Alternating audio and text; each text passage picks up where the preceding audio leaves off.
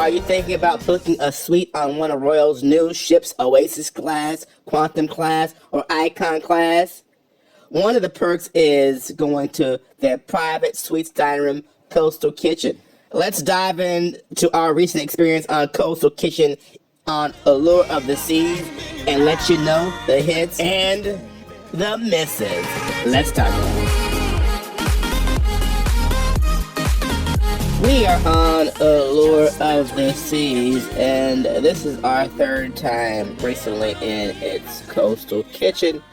We did a back-to-back cruise on Allure, and then went cruise ship hopping, and then came back on Allure and ate mainly in their Coastal Kitchen. And Allure was doing short sailings out of Miami, so the menu in Coastal Kitchen wasn't a full 7-day menu, but was the 3 and 4 day menu. When you cruise a lot and even spend several days on the same ship, it's easy to see that Royal Caribbean has a problem with consistency. If I go to my favorite restaurant in any town, pretty much every single time I go there, the food's going to be the same, and it's going to be good. And I can go back almost always to the same dish and have the same experience. But this is just not true with Royal Caribbean. And unfortunately, it's not true for Coastal Kitchen in particular.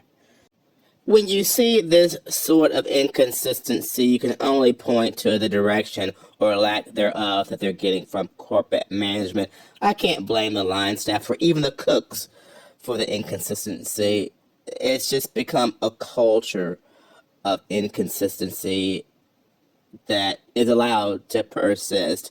And it's a shame. And people who cruise infrequently might not notice these gaps in quality. But when you cruise as much as we do, and you have similar experiences side by side, you can see the gaps. And one of the main gaps in Coastal Kitchen these days is they've cut the staff back to bare bones. The Coastal Kitchen experience is designed to be a perk, an amenity for people who paid big bucks for Royal Caribbean suites. So it's supposed to be a very elevated dining experience. But really what it gives us in the end is a tiny uptick from the main dining room, not a higher end suites caliber restaurant by any stretch. A suites restaurant should give us absolutely spectacular, delicious food and absolutely spectacular service. And certainly we can't blame the service slippage on the crew. They do the best they can. But this restaurant seats 130 people. And on our last trip, we saw perhaps 3 or 4 waiters who had no assistants. So they are running around like chickens with their heads cut off, trying to do everything from give out bread to fill water glasses, take drink orders, take food orders. The maitre d' at the podiums rushing back and forth, bussing tables and trying to clear tables and create seating. In the end, there's no time for any real interaction between the guests or the maitre d' and the waiters because they're all running around like chickens with their heads cut off. We were recently on Virgin Voyages, where all the restaurants are effectively specialty restaurants, and restaurants on Virgin with far less seating than this one had maybe 2 or 3 times the people on the floor. So they can engage with the clients. They have time to talk to them about food. They have the time to come back and make sure their soda and water glasses are filled. And that's not even at a suites level experience. That's a basic experience. Whereas Royal's Coastal Kitchen, they just don't have enough floor staff, nor do they have consistency in what they serve and quality levels in their food. But let's walk through some of the dishes. Coastal Kitchen, Allure of the Seas. Tell you what we liked and what missed the mark. Let's start with the good.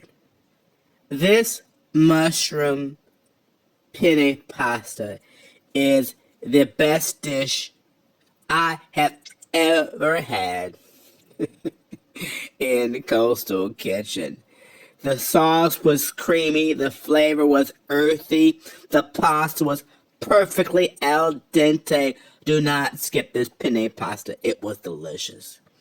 Now, these scallops that they're served in the same dish that they serve these snails, escargot, in main dining room, were kind of pitiful kitties. Look at these microscopic scallops. They should be embarrassed. Ay, ay, ay. I like to go for breakfast. I always get the same thing for breakfast: the veggie omelet, no cheese, with extra smoked salmon, and it's usually well done. And this was a very competent omelet. It wasn't the best. It wasn't the most fluffy, but it was competent indeed.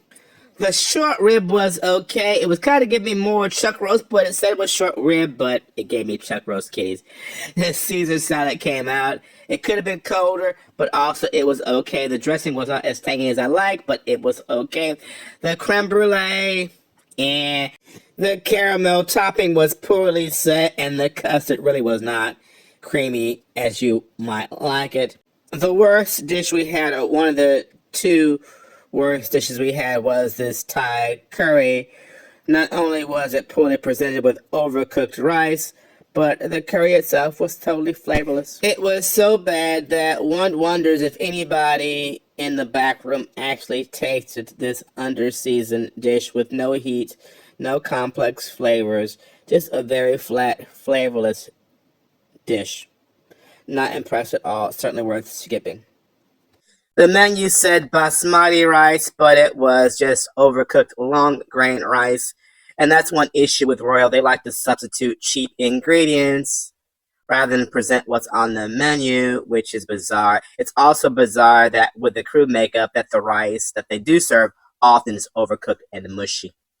The key lime pie was a nice dish. Royal seems to love custard-based desserts anyway, and it worked for the key lime pie. The custard itself was nice and tart, and that tartness was nicely offset by the sweetness of the mile-high meringue, and the crust also was sweet and flavorful. It was a good dessert. The veal bolognese was flat and flavorless with a cheap sauce that tasted like it came out of a jar. The veal was kind of on the tough side. I'm not sure if it was veal, but it was very tough. This dish was overcooked pasta, very much worth skipping. And while we're skipping dishes, we can always skip the baked fish dishes in Coastal Kitchen. Aside from salmon when you catch it fresh, the baked fish dishes are terrible. This one was, I believe, labeled as haddock, encrusted with crab meat. It was pretty lousy. The lentil soup is inconsistent. Sometimes it's tasty. It's a nice hearty soup when it's seasoned, but this bowl was not seasoned. It was average. Royal usually does a good job with its baked chicken, and this baked chicken was tasty, although the gravy, as is often the case, was flat, and they really could have served that as a dip, because I don't need gravy bearing the chicken. The tortellini was, of course, something that came in frozen or out of a bag. It was a nice tortellini. They could use that same sauce that they use on that penne pasta, and that really would have set it off, but it was just an okay dish. And then we had the steak for lunch one day. It's a sirloin steak. They labeled it sirloin. It was a sirloin. It was competently cooked, and the fries came out fresh, and the spinach was a nice accompaniment. Their cheesecakes used to be better. Now they're just kind of whatever. I'm not sure that they're even using real cream cheese in these cheesecakes. This was an average cheesecake. It wasn't as creamy as you might hope. It was very, very average cheesecake. We tried the chocolate praline tart on 2 occasions. When it's done right, it's a very good dish. But the second time we had it, the crust was soggy and stale as if it had been left out too long. The French onion soup is pretty good for the most part. Usually comes out piping hot, nice thick coating of cheese on the top, bread underneath, and a nice caramelized onion soup. It's usually a very good dish, and ours was good every time we ordered it. The filet is okay. I'm not sure why they like to bury their steaks in that sauce, and it's not requested, but that's the way they do it. The asparagus served with it was puny and wilted and overcooked. The potatoes underneath were nicely flavored. This chocolate cake should have been left in the buffet. It really gave us assisted living facility quality and should have never left the buffet as stated. The dinner scallops were much better than the little puny scallops we had as an appetizer with the snow peas. These scallops were perfectly cooked. It was a delicious little dish. The floating clouds meringue dessert is nice if you want something light. It was flavorful, airy, a nice meringue with the spun caramelized sugar on top. A very nice meringue dessert. It's rare that we have good luck with the salmon on royal Caribbean in its main dining room or in Coastal Kitchen, and this was no exception. It was a nice crispy crust, but the salmon itself was bone dry. The lemon tart could have been nice, but the crust was soggy, and the custard could have been a little bit more tangy for our taste. A pretty dessert, but a very average tasting dessert in terms of flavor and quality.